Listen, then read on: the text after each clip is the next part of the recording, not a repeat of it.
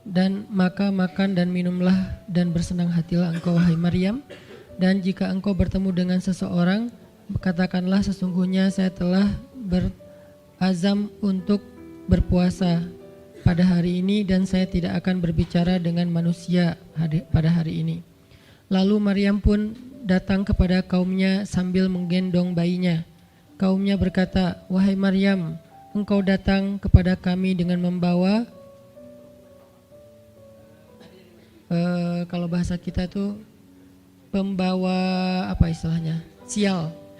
Apa ya? Dengan membawa keburukan. Jadi kayak dianggap pembawa kesialan. Wahai saudari Harun, sesungguhnya ayahmu bukanlah seorang yang nista ataupun pendosa dan begitu juga dengan ibumu bukanlah perempuan yang hina. Lalu Maryam memberi isyarat, fa asyarat ilaih, memberi isyarat dengan menunjuk ke arah bayinya.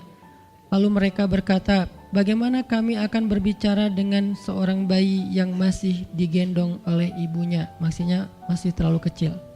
Ini adalah cuplikan adegan Maryam ketika baru pulang kampung. Jadi ceritanya di ayat sebelumnya, ketika kandungan Maryam semakin besar dan enggak bisa disembunyikan dari penglihatan manusia, Maryam pun pergi menjauh ke sebuah tempat yang tidak ada siapa-siapa. Fahamalathu fantabadat bihi makanan qasiyya. Dia menjauh, mengucilkan diri ke tempat yang enggak dilihat oleh siapa-siapa sampai melahirkan.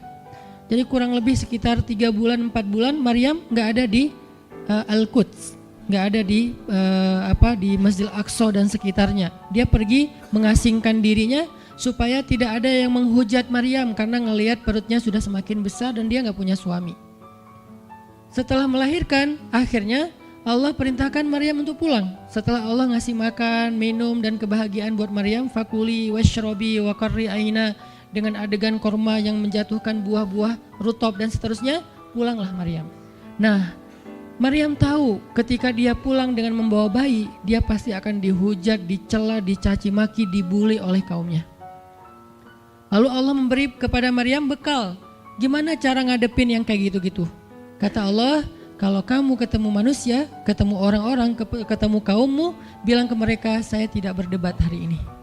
Saya nggak akan berdebat. Jadi dia tetap bisa ngomong, tapi dia bilang, saya nggak akan berdebat.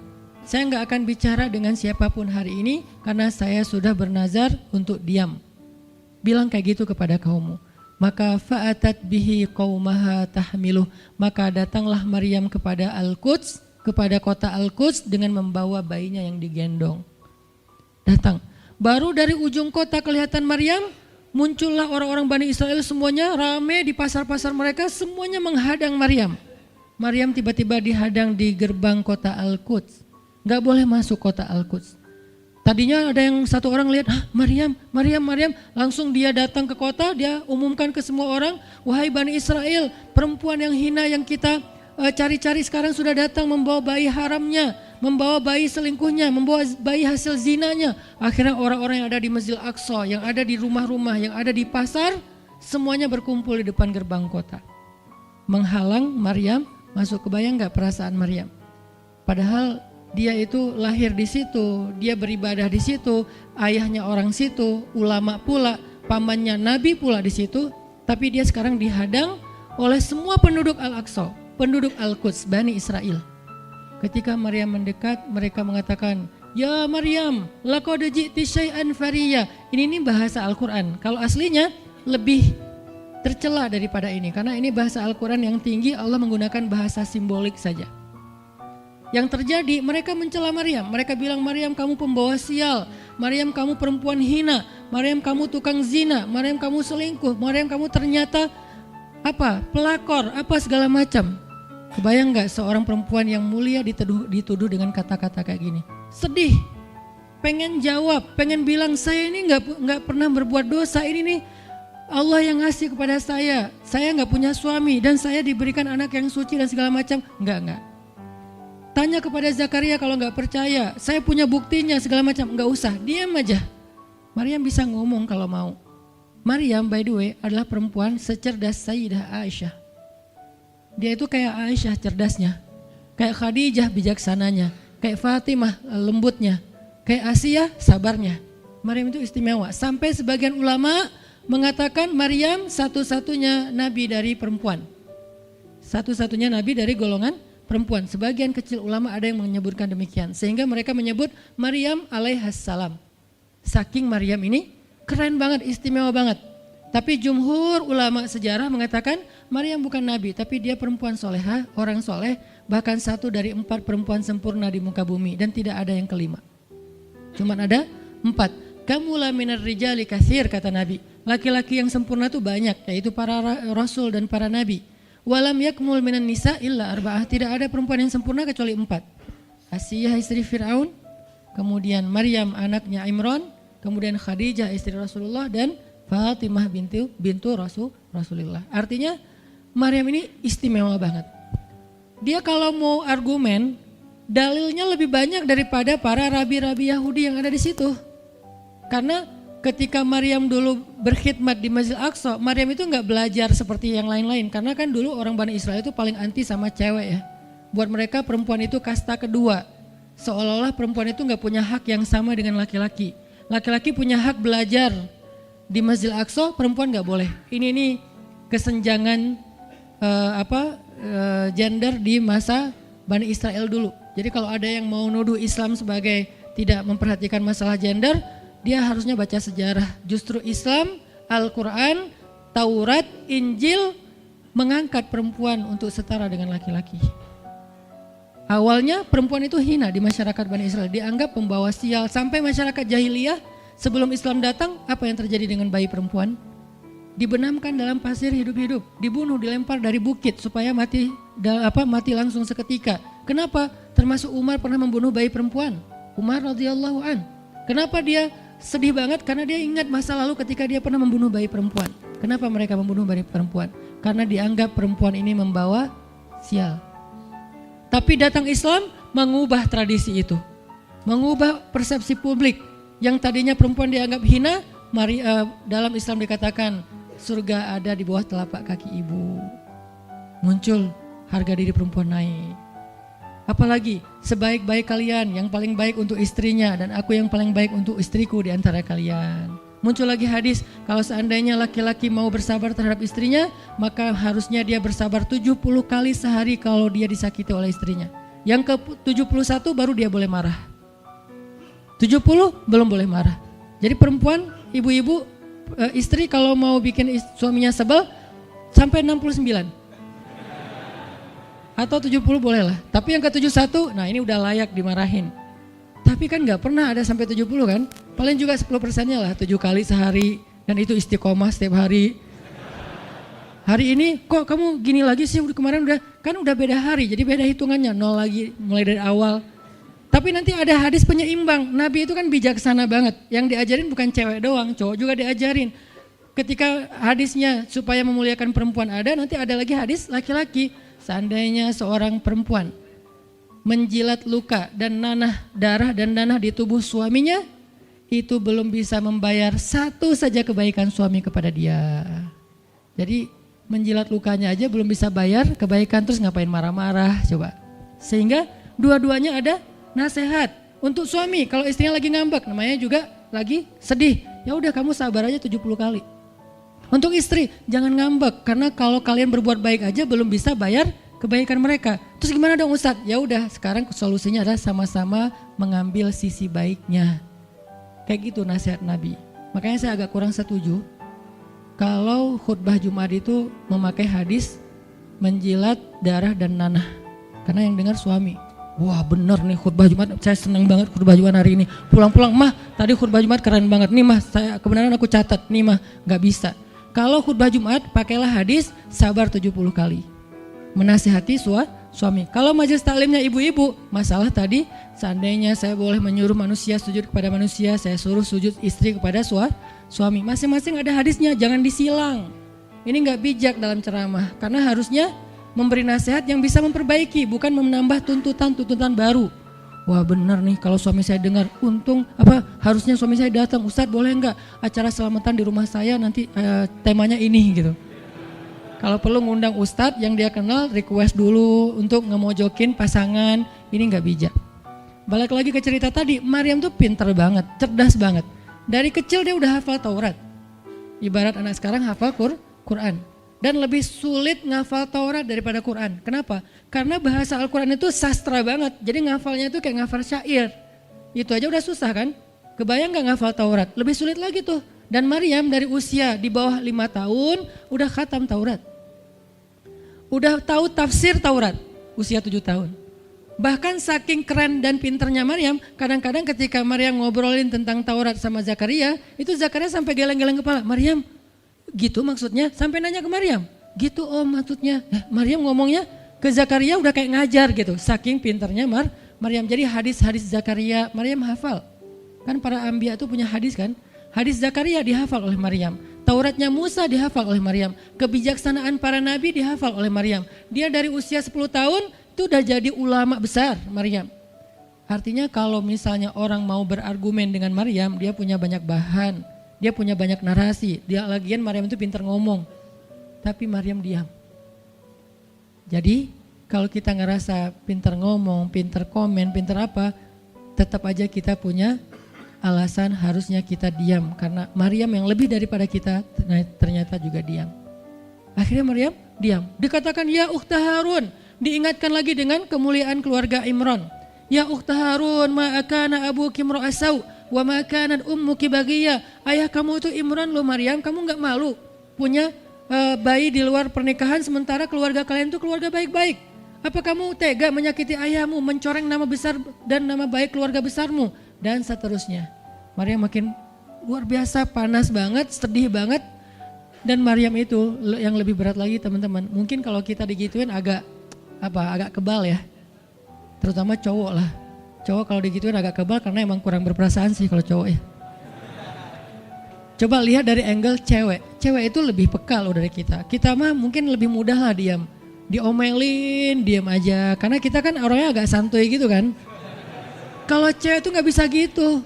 Makanya lihat angle ini dari angle cewek. Kalau tadi Zakaria, sekarang Maryam. Dan Maryam lebih peka daripada semua cewek yang ada di muka bumi. Lebih perasa lagi daripada perempuan yang ada di muka bumi. Sangat-sangat pemalu. Saking pemalunya ketemu cowok keren, ta'awuz coba. Cewek itu perasaannya lebih dalam daripada kita. Jadi kalau misalnya cewek-cewek, Maryam tuh gak punya ketemu cowok keren aja dia ta'awuz. Siapa cowok keren yang ditemui Maryam? Jibril, Gabriel loh yang ditemuin. Dan waktu itu Jibril menjelma. Apa? Fatamassala laha basyaran sawiyya. Jibril menjelma sebagai basyaran sawiyya. Allah yang ngomong tuh, cowok keren.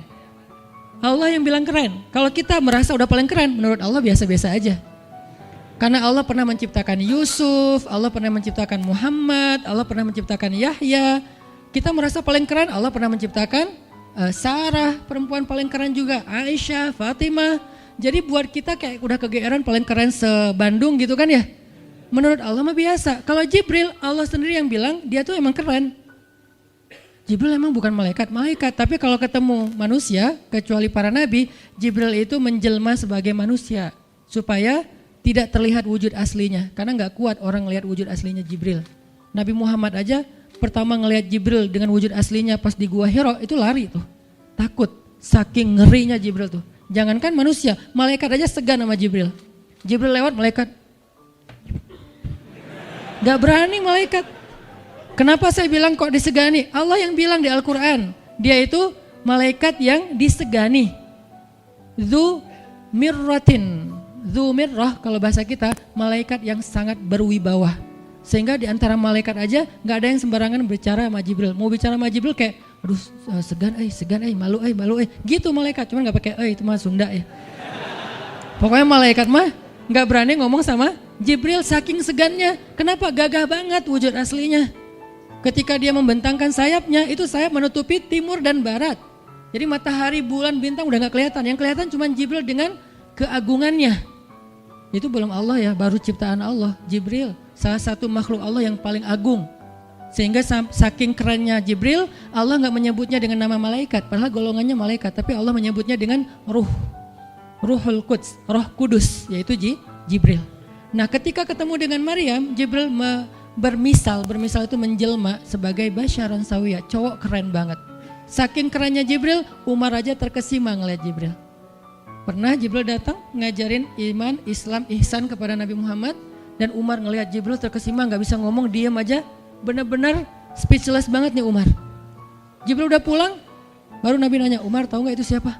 Hah, apa Rasul? Gitu, saking masih kayak terkesima. Apa Rasul? Tahu gak barusan siapa? Siapa ya Rasulullah? Saya gak kenal orang itu, kok keren banget. Kata Rasul, itulah Jibril. Masya Allah, itu Jibril. Ya Alhamdulillah bisa ngeliat Jibril langsung, tahu gitu tadi. Gitu ya. Kalau bahasa kita mah udah langsung pengen foto-foto kan sama Jibril. Kebayang gak cowok sekarang lihat Jibril? Baru lihat apa artis Korea aja kita udah kayak gimana kan, BTS atau apa, udah segala macam, udah guling-guling, udah gigit jari, baru BTS doang. Kadang-kadang nggak ngeliat BTS langsung, cuma lihat di TV doang udah aku nggak bisa gini, aku nggak bisa gitu kan ya. Belum ketemu Jibril loh. Jadi nggak ada lah artis sekeren Jibril. Baru Yusuf aja udah pada ngiris tangan, belum malaikat. Sampai ketika cewek-cewek ketemu Yusuf, mereka bilang apa? Ini bukan manusia, ini malaikat. Jadi gantengnya Yusuf tuh bukan ganteng-ganteng apa? Itulah. Ganteng kok hewan gitu kan. Ini ganteng-ganteng malaikat. Belum ada tuh film atau sinetron itu. Yusuf itu ganteng-ganteng ganteng-gantengnya tuh malaikat. Levelnya tuh level malaikat. Jadi kalau ada Jibril, ada Yusuf kayak, nih yang mana Yusuf, mana Jibril ya? Keren dua-duanya. Nah Jibril datang ketemu Maryam bukan di atas panggung rame-rame. Berdua coba, intimate banget kan. Kalau di atas panggung teriak-teriak gak keren lah, biasa aja. Ini tuh berdua, private banget. Di satu ruang kecil, berdua gak ada yang tahu, tiba-tiba Jibril berdiri di depan Maryam senyum dengan khas senyumnya malaikat yang mematikan gitu. Maryam pas buka mata lagi zikir ngelihat Jibril depan matanya keren banget. Langsung Maryam bilang apa? A'udzubillah. Cie, wibawa banget kan Maryam. A'udzubirrahmani minka in kunta taqiyya. Jadi emang elegan sih orang-orang soleh tuh. Dia langsung nunduk, dia bilang a'udzubirrahmani minka in kunta taqiyya. Aku berlindung kepada Allah yang Maha Rahman. Kenapa ngomongnya Rahman? Karena keren. Kalau enggak keren, a'udzubillah. Karena keren, a'udzubirrahman. Tapi masih ta'awuz, cuman pakainya Rahman karena Allah tuh Maha Pengasih yang udah bikin kamu tuh keren. Diksinya luar biasa ya. Maryam gak bilang a'udzubillahi minasyaitonirrajim. Enggak, ini enggak layak dibilang syaitan, ini terlalu keren. Jadi gak bisa a'udzubillah, a'udzubirrahman. Berarti Maryam itu pinter. Sampai dia bisa memilih diksi Asmaullahil Husna. Dia gak pakai diksi Allah, dia pakai diksi Ar-Rahman. Karena yang datang itu wajahnya tuh wajah orang baik. Tapi keren. Akhirnya a'udzubirrahmani minka in kunta taqiyya kata Maryam. Jibril juga elegan, faham maksud Maryam. Maksudnya kamu siapa? Itu pertanyaannya. Maryam gak nanya, kamu siapa ya? Enggak gitu. Kan gaya culun-culun kayak caper gitu kan. Kamu siapa ya? Aku ada salah sama kamu. Enggak gitu sih Maryam ngomongnya. Saking elegannya Maryam, dia nanya kamu siapa tapi pakai kalimat zikir. Keren gak sih? Kita kadang-kadang zikir a'udzubirrahmani minka in kunta taqiyya. Artinya apa Mbak? Sama-sama gak elegan ya. Kalau Maryam sama Jibril dua-duanya elegan. Bahasa orang elegan itu emang banyak kode sih. Jadi kita mah yang polos-polos kayak gini, yang remeh-remeh rempeyek gak jelas gini, ya gak akan paham kalau gak baca tafsir. Makanya kalau mau theater of mind, baca Quran itu pakai tafsir, pakai kisah, baru kita ngerti kondisinya. Oh gitu banget ya, dahsyat banget ya kejadian waktu itu. Jibril datang dengan wujud yang kerennya. Maryam pengen nanya kamu siapa? Kok tiba-tiba masuk ruangan saya? Tapi bahasanya a'udzubirrahmani minka in kunta taqiyya. Aku berlindung kepada Allah yang Maha Baik darimu kalau kamu takut kepada Allah. Maksudnya kamu siapa? Takut gak kamu sama Allah? Baru Jibril mengatakan saya adalah utusan Allah, berarti malaikat, untuk memberi kabar kepadamu kalau kamu akan punya anak. Baru Maryam melihat, gimana saya punya anak? Ya udah ada obrolan nih. Dan mereka udah biasa aja, oh Jibril saya kira siapa, udahlah gak mungkin. Artinya udah kayak gitu nih kesolehan Maryam. Artinya Maryam itu orang yang sangat peka banget, perasaannya dalam banget. Terus nanti ketika Maryam melahirkan anak, tahu gak kata-kata Maryam apa?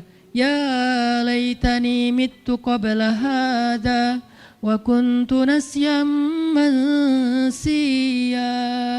Saat Maryam merasakan sakitnya kontraksi, mau melahirkan Isa, Maryam itu sambil kontraksi sambil bilang, ya laitani mitu qabla hadza wa kuntu nasyan mansiya. Aduhai seandainya saya mati aja sebelum kejadian ini dan saya dilupakan oleh manusia seolah-olah saya tidak pernah ada.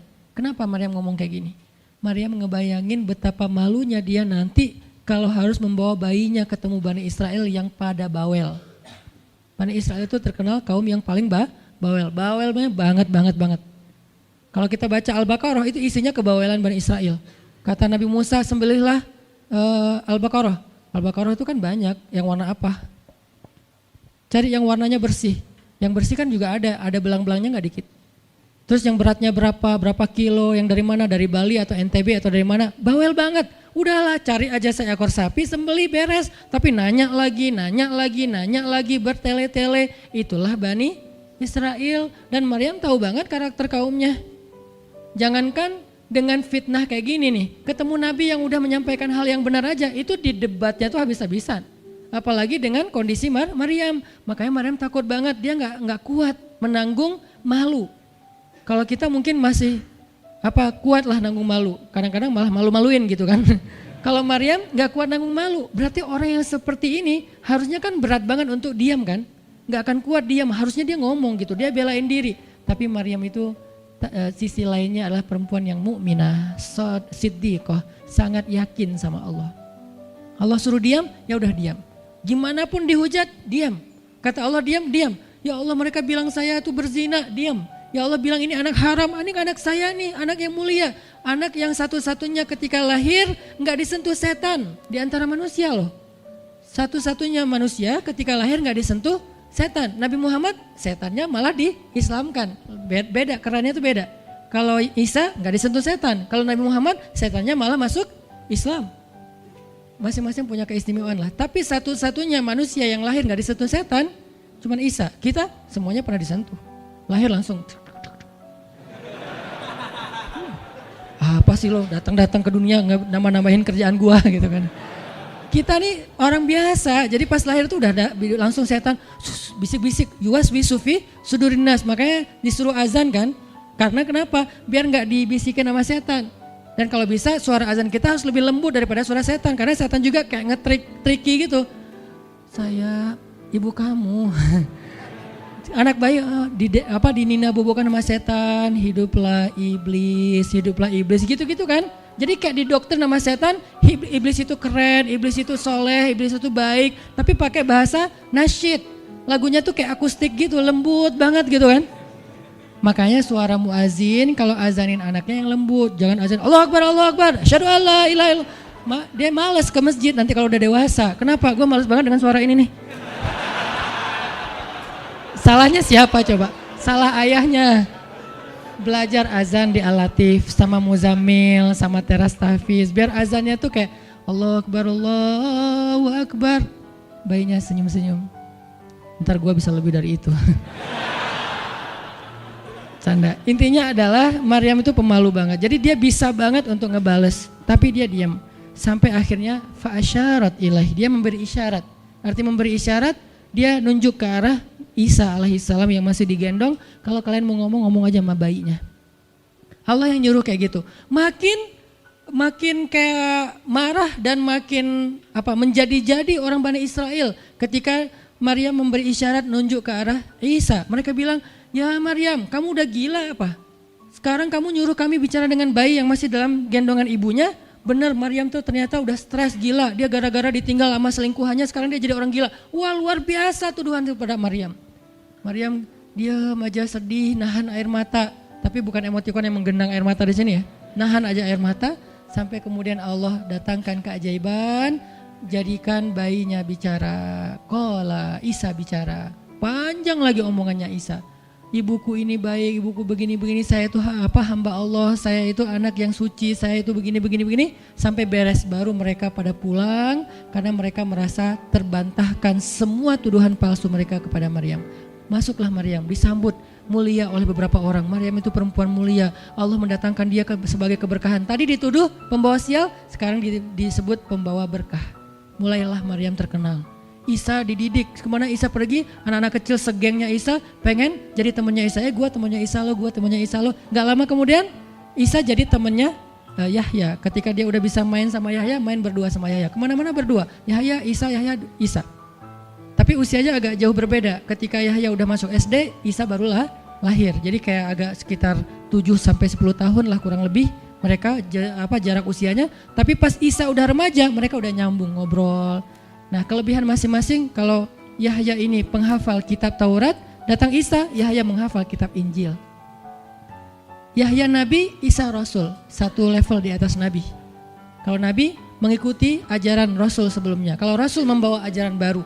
Jadi sebelum Isa lahir, Yahya mengikuti ajaran Musa dengan kitab Tauratnya. Setelah Isa lahir, Yahya mengikuti ajaran Isa dengan kitab Injilnya. Jadi bisa dibilang Nabi yang mengikuti dua ajaran Rasul, Yahya alaihissalam. Dia menghafal dua kitab suci sekaligus, Taurat dan Injil. Perempuan, Maryam radhiyallahu anha, dia menghafal kitab Taurat dan Injil dari anaknya sendiri. Inilah kisah Maryam yang mendapatkan keajaiban dengan cara diam.